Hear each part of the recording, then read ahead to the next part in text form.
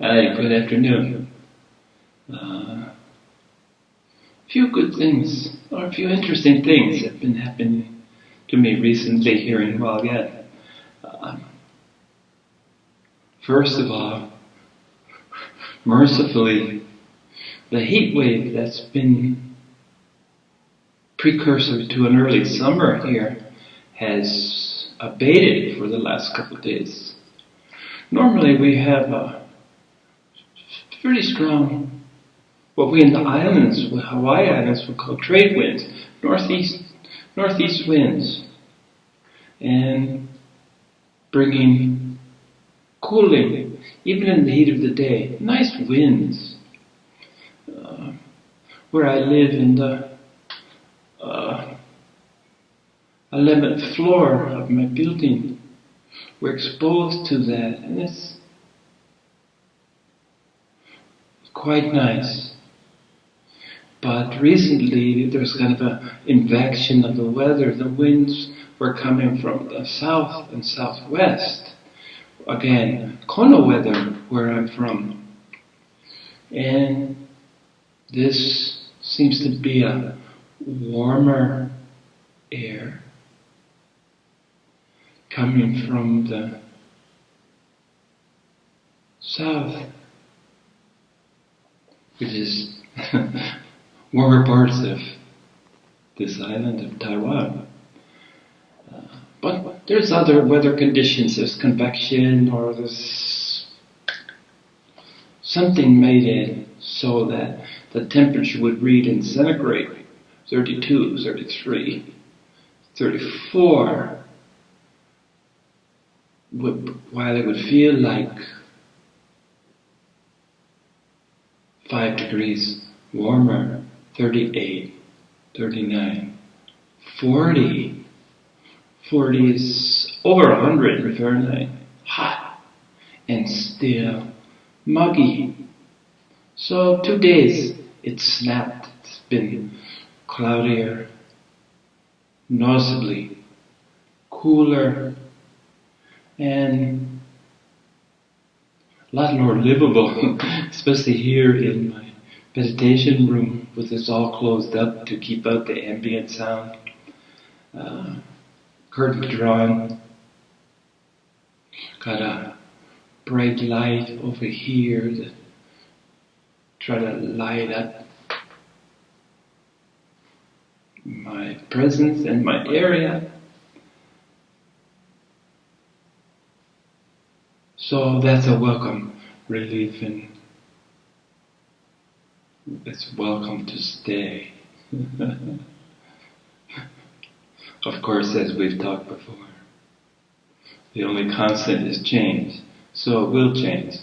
And summer, after all, we're into June, early June, so summer will be here. And I love summer too. Get out in the water more, do some surfing, do some snorkeling, do some swimming, spend time in the ocean.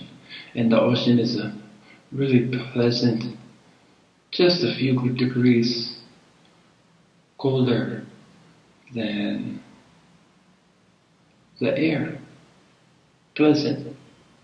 Looking forward to time spent outside. And of course, a respite to the mountains is always welcome. Several degrees cooler as you go to altitude. And one of the things that draws me to this area, besides the beautiful ocean, is the amazing mountains. Don't have to, about 20 minutes either way. I can choose mountains or seaside. Ideal. And a second thing that has given me time to think is the fact that my brother is in the process of moving here from Hawaii, and his wife will join him later, but he's been getting settled in, getting his house squared away, getting his new business that he set up here in Taiwan getting that a lot of things, and I've been pretty busy with him, and really welcome the time, because we haven't been together we haven't been nearby each other like this for more than 30 years. And having him here is just a welcome turn of events. We're both Pisces. Two fish, as they say in Chinese. We're both Pisces. Water people. Love the water.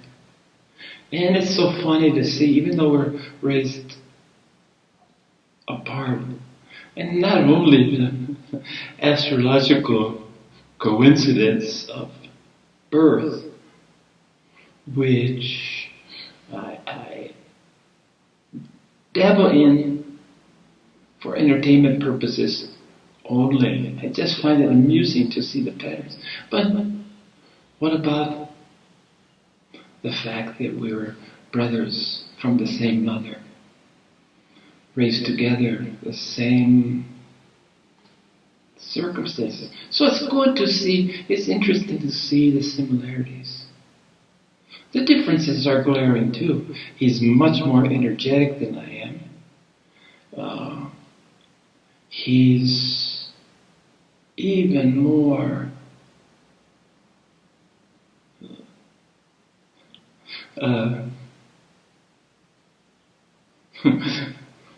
how do I say this diplomatically in case he listens to this? He's much more attentive to details than I am. I see myself as a macro. I like the big picture. And he's a detail-oriented and driven person.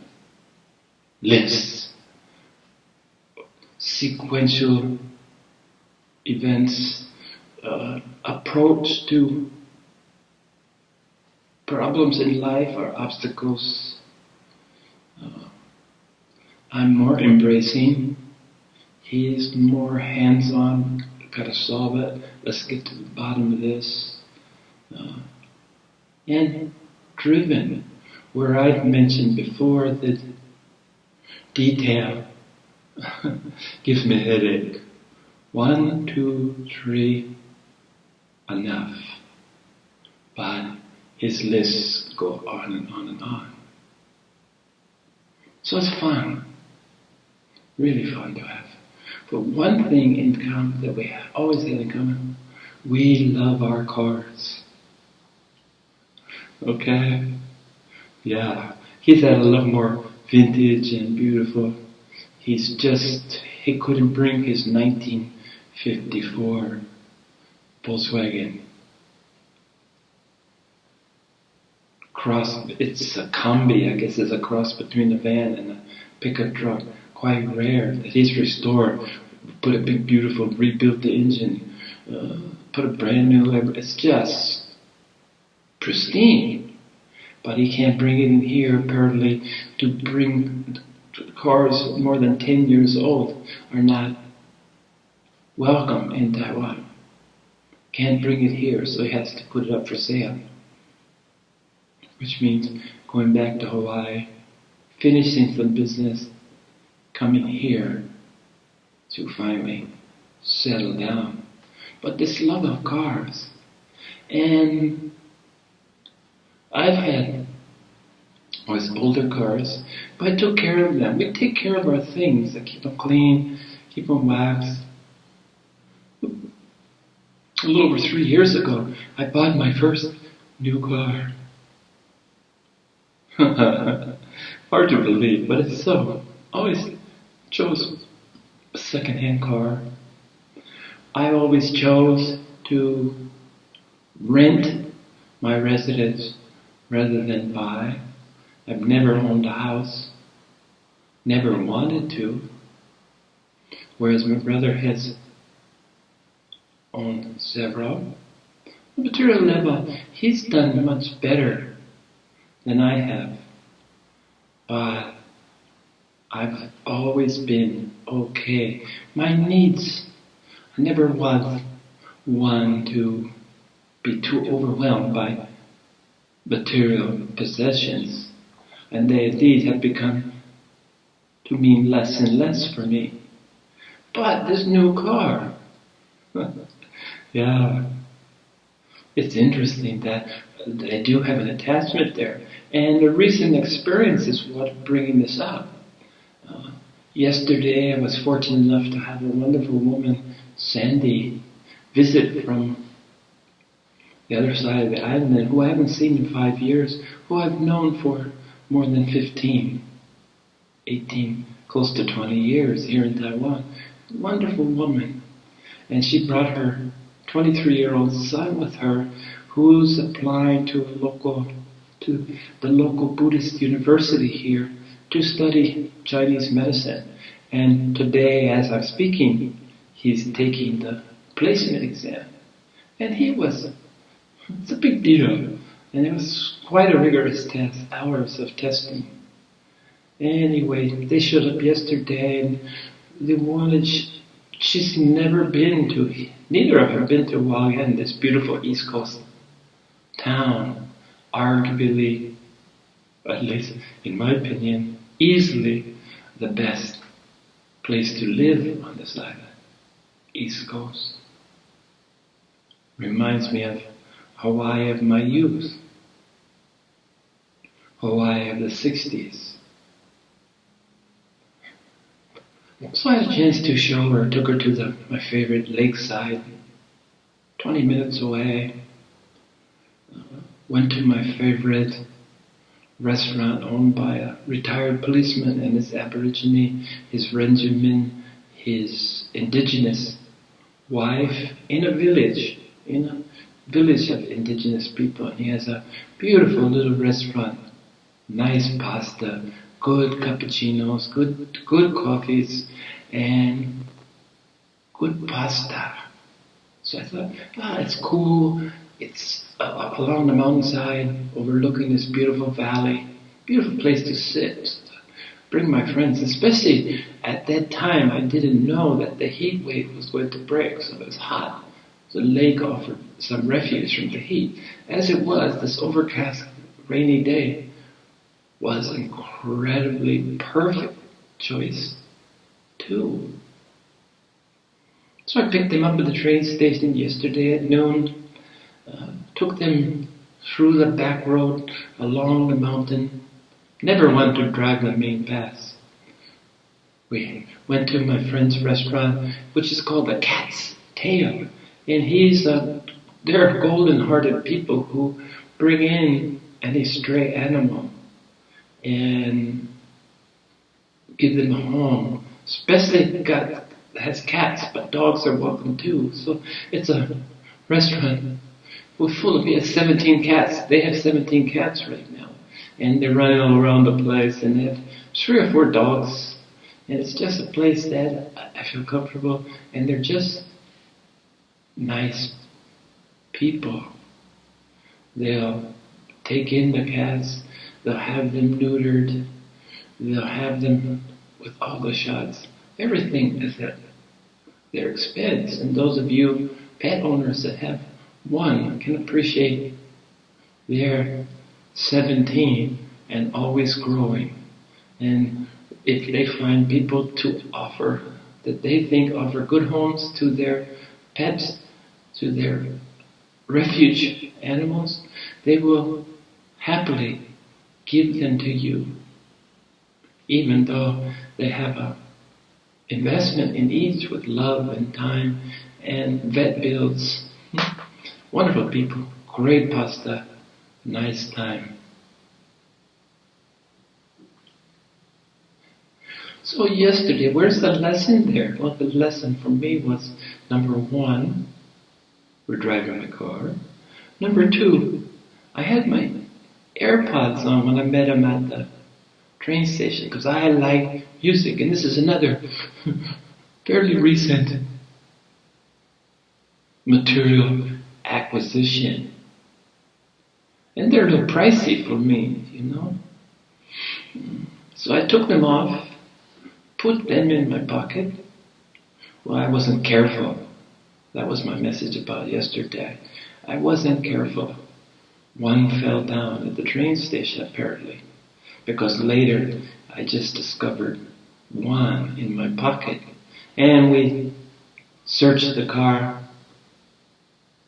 hoping that it had fallen out of my pocket inside the car. But I believe now that I didn't carefully put them in my pocket, even though I thought I did. I didn't double check, didn't do the hand test. So we had a wonderful time, took them to visit my brother's new house, and afterwards Leo, the son, was getting anxious to do some last minute studying for his examination. So I took them to their hotel in downtown Hualien, and I seldom will drive in the busy traffic, even though this is a small community. It's still chaotic, and I don't like to drive the country roads, but their hotel was right in the middle of the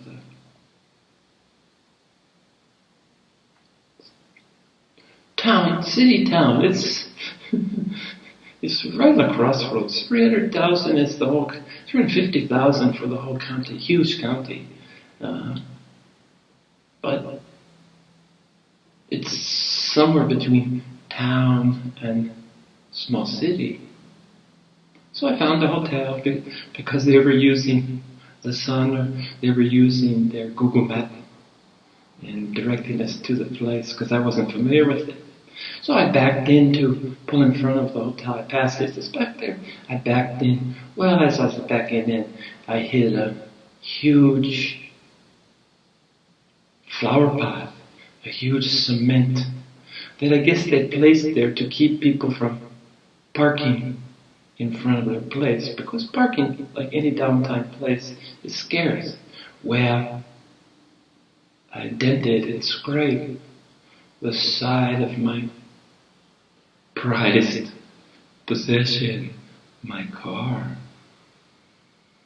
Now, I had lost one of my AirPods, and music is important to me.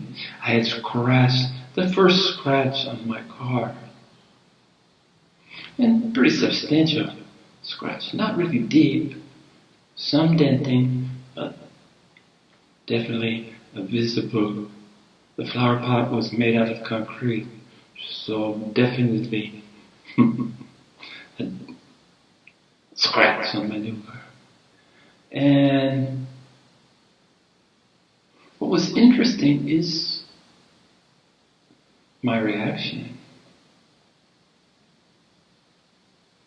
I wasn't really happy about it. In fact, I couldn't believe that it happened. Just couldn't. And they told me, the son said to me, Leo, wow, this looks like it's not your lucky day. So I came back home, cooked dinner for my wife, and didn't say much, didn't tell her what happened, just kind of kept it to myself. Because what I was noticing is that it had really affected me in not a good way. And part of me is the alarms going off. I said, wow, talk about attachment, you know. You're attached to your car, and you're letting damage to your car affect you. Your equanimity is up for questioning, up for review. Where's your equanimity that stays with you? Is it still there, even in the midst of being upset?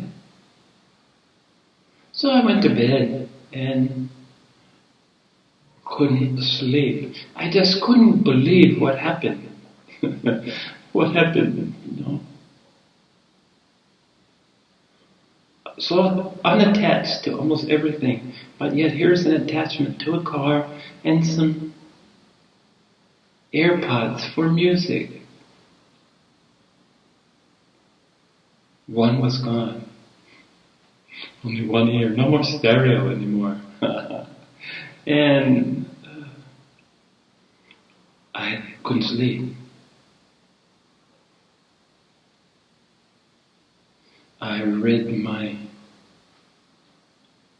read all night, got up at 3 because the cat was hungry, and went back to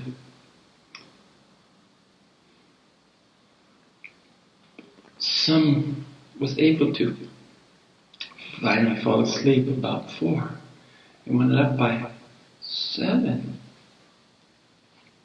But in that time between phases of sleep, when I do a lot of contemplation, I'm gifted a lot of insight at that period of time. Something about the way that I work. So what I came to understand really quickly is that the scratch on my car, the loss of my AirPod, sorry Apple, AirPod, they go, little wireless Bluetooth speakers in your ear. Look like earbuds but without the wire. Anyway, I realized that my lesson was twofold.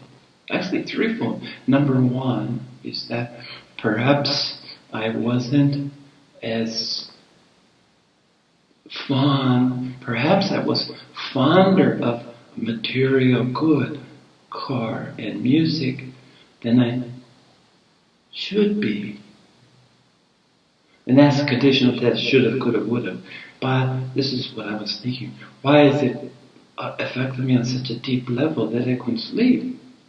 I'm supposed to just shrug and say, it's okay, it's only a car, it's only earbuds, only material things. But that's not what happened. I didn't just let it go. I held on to it. And then I realized I'd been getting messages about my driving because I got a zippy little car, and I'm overly fond of zipping around. And I've been getting the message that I need to cool my jets. I need to slow down. I'm absolutely never in a hurry, but I tend to drive my car too fast. So I've been getting messages, long sets of messages, and to exercise caution, to slow down. So last night in that twilight between deep sleep and dreaming, somewhere in there where things happen to me so much, I realized that a scratch that I put on my car, my precious car, was getting off lightly. And it would be a visible reminder. It's on the driver's side door, so I'll see it every time I get in the car. Remind me that the universe is providing me with a warning, and it's up to me to heed. Slow down, be careful. I lost my AirPod for the same reason, not to slow down, but to be careful about what I do. Well, in the morning I got up and I had a message from a friend telling me that another friend's father had recently passed away of a heart attack. And immediately I chastised myself because I said, wow, in the scheme of things, there's a little scratch on my car and a loss of one AirPod is pretty small potatoes in the realm of things. Here, a friend has lost a father, or was experiencing the loss of father. You and I know that there is no loss. He's become part of the sea again, resting in peace. But it's just interesting, the sequence of events. And what I'm taking away from all of this is the title of today's talk, Corridors of the Mind. And by that I mean that there's still places to explore in my own mind, places that can be in shadows.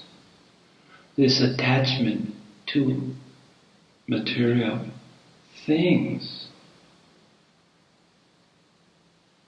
was in a dark corridor, and the sequence of events illuminated, lit up that corridor. And I took a many-faceted lesson away from this experience.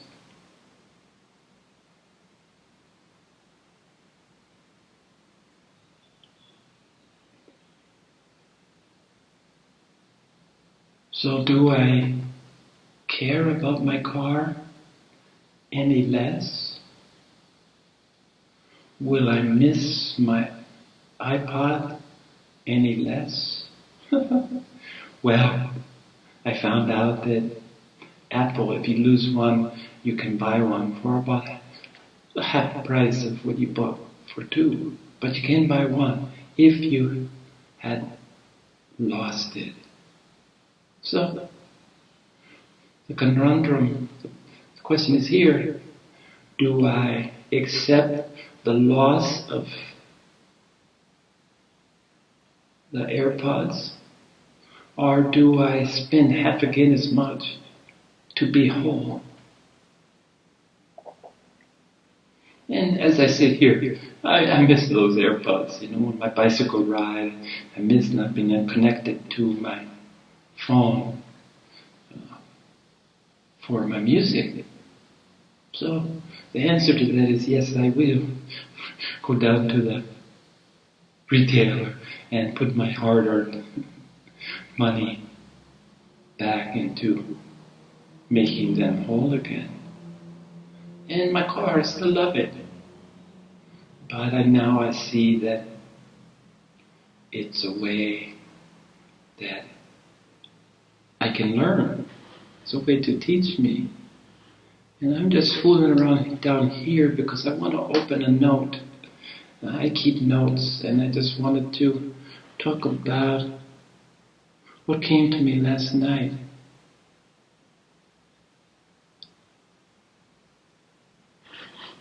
And sometimes, sorry, I'm doing my little housekeeping.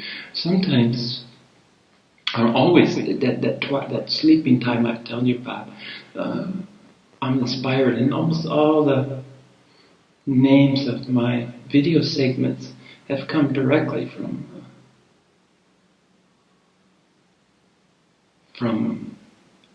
this time of night, time of insight, inspiration, gifts from the great unknown. And I came up with incremental influx. Where am I supposed to go with that? But when I go to the dictionary, because I love words, as I said, and I want to look at influx means an increase of anything. Influx of people, influx of animals. It means that something came from the outside and it's coming in to your immediate area. But I always I'm more interested in second definition or third definition, or even more if it's possible. In influx, interesting, after my last video called All Rivers Flow into the Sea. But influx has to do with this flow. Influx, increased water that will reach the sea. Increased avenues of streams and tributaries, rivers that will flow to the sea. So, incremental bits and pieces of an increase in the water that's flowing to the sea. And I use this image to replace my earlier image of the paths going up a mountain to reach the pinnacle. The view is the same from up there for everyone. Panoramic, 360 degrees so just spin on the top of a mountain and you can see in all directions. And as you're going up the mountain, the physical world is up and in your face, and it's different from each and every one of us depending on which step, which path, where we are on the side of the mountain. But we reach the common,